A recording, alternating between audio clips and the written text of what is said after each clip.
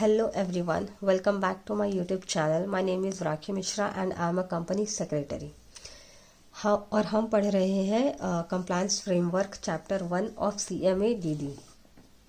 इस वीडियो में हम पढ़ने वाले हैं कंप्लायंस ऑडिट. कंप्लायंस ऑडिट क्या होता है, कैसे कंडक्ट होता है और किस पर्पस से किया जाता है.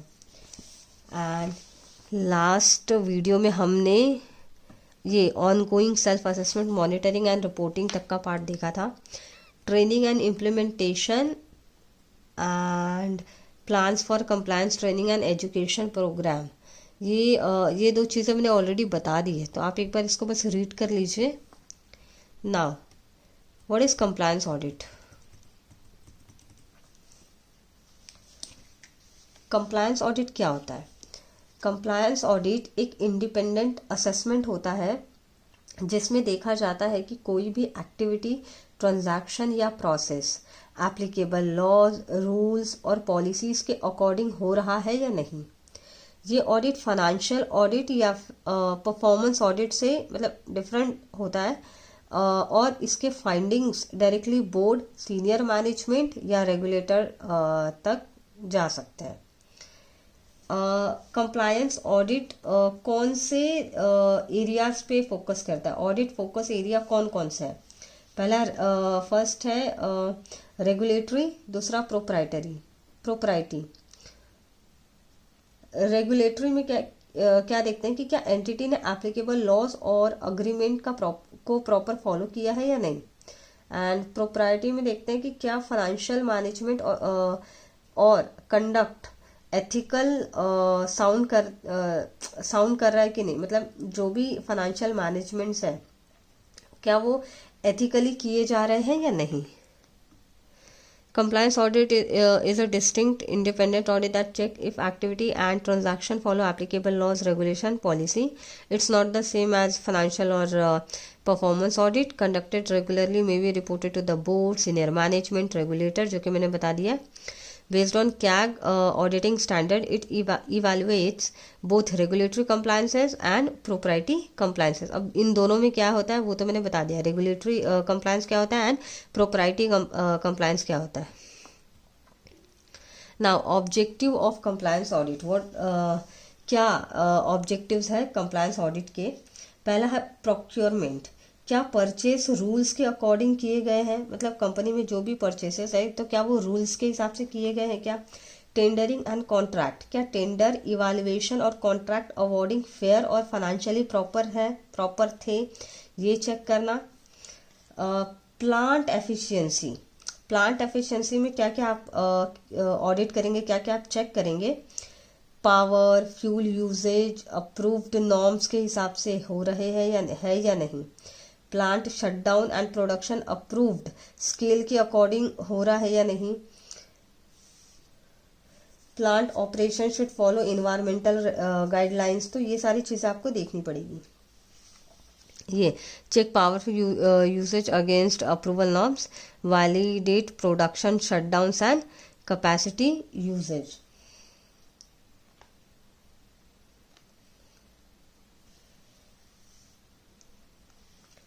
Now CSR, corporate social responsibility. इसमें क्या क्या चेक करेंगे. CSR पॉलिसी कंप्लायंट है या नहीं. CSR एक्टिविटी कंपनी पॉलिसी के अकॉर्डिंग है या नहीं. पॉलिसी रेगुलेटरी नॉर्म्स और DPE गाइडलाइंस के साथ अलाइंड है भी या नहीं. ये सारी चीज़ें चेक करेंगे. एक बार आप नोट्स को रीड करिए.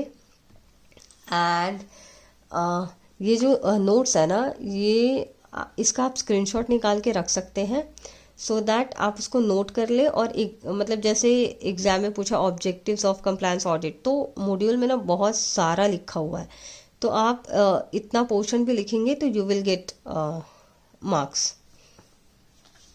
ना benefits of corporate compliance management पे जाता है.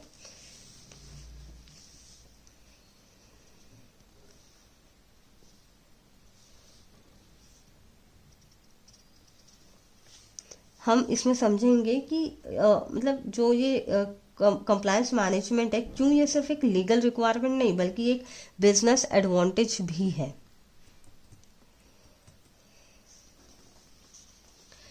सबसे पहला है बेटर लीगल कंप्लायंसेस। सबसे पहला है लीगल कंप्लायंसेस, तो उसमें क्या हो रहा है, legal compliances helps the company follow all laws and regulations properly. Second is real time tracking, आपको पता होता है कि लीगल कंप्लायंसेस और पेंडिंग लिटिगेशन का क्या स्टेटस है।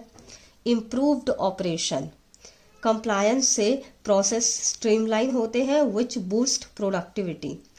Then risk reduction, avoid stiff penalties, fines और even jail time due to jail जो है time due to non compliance. Cost saving, litigation और पेनल्टी से बचा जा सकता है, leading to direct financial benefits. Control environment,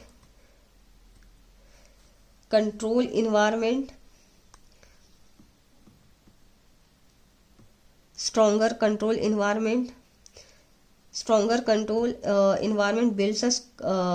builds a culture of transparency and accountability, better brand image, लोग trust करते हैं उन कंपनीज पर जो रूल्स फॉलो करती है, जो लीगली कंप्लायंट कंपनीज होती है। एम्प्लॉय इंगेजमेंट, जब कल्चर क्लीन होता है तो एम्प्लॉय भी मोटिवेटेड रहते हैं। Investor confidence, compliance builds credibility and boost credit worthiness. Stronger share holder returns, basically ये derives long-term business success and valuation. Recognition, compliance ensures a good reputation as a responsible corporate citizen. ये सारे जो है ना अपने benefits थे corporate compliance management के। आप एक बार इसको भी रीड करिए यहाँ से। ये 11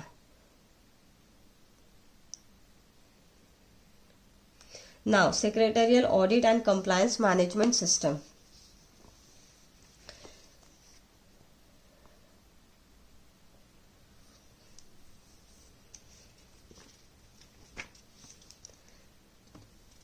So, what exactly does a secretarial auditor do when it comes to assessing a company's system? Okay. Well, the auditor's job is to understand whether a company has the right system and process in place to stay compliant with all applicable laws, especially in the case of multiple product or multi-operation companies. This type of business often have to follow multiple corporate and regulatory frameworks. Most जो बड़ी कंपनियां होती है, most large companies today use something called an ERP system, that's enterprise resource planning. It's basically software that helps manage everything from finance and inventory to HR and compliance. Role of company secretaries in compliance management. Read करते हैं. Compliance management adds real business value only when done diligently. The company secretary as the company compliance manager ensures adherence to all regulatory requirements and plays a key role in accurate and timely corporate disclosure, including statutory, non-statutory, specific and continuous disclosure. Under the Companies Act 2013 and SEBI LODR regulation, disclosure cover areas like contingent liability, related party transaction, IPO proceeds, director remuneration, and risk analysis in the corporate governance report, all certified by professionals like company secretaries. Beyond compliance execution, the company secretary plays a proactive advisory role, guiding the board management and employee on compliance risks, obligations, and governance-based practices. In short, the company secretary is a key governance professional who ensure legal compliance, strengthen corporate transparency, and support the company's journey towards ethical and responsible governance. ये तो ठीक है, लेकिन जो company secretary उनका एक most जो critical roles होता है वो है is handling corporate disclosures.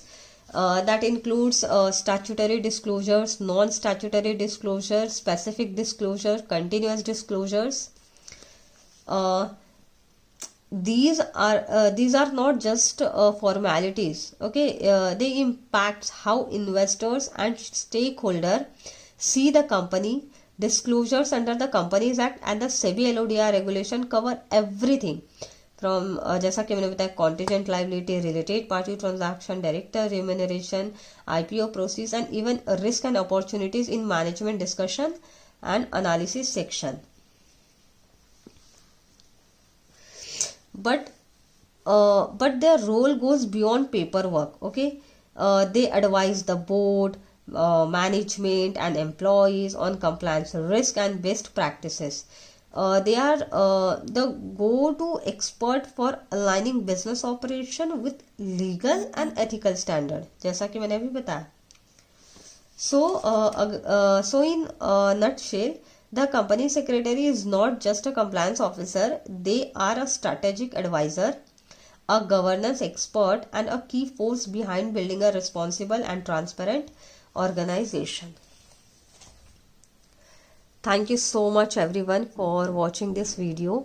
And आप लोगों को इस टॉपिक से रिलेटेड अगर कोई भी डाउट है तो फिर प्लीज़ कमेंट बॉक्स में कमेंट करके बताइए. एंड इसके आगे का पार्ट कंप्लायंस फ्रेमवर्क का जो इसके आगे का पोर्शन है वो हम नेक्स्ट वीडियो में देखेंगे. Thank you so much.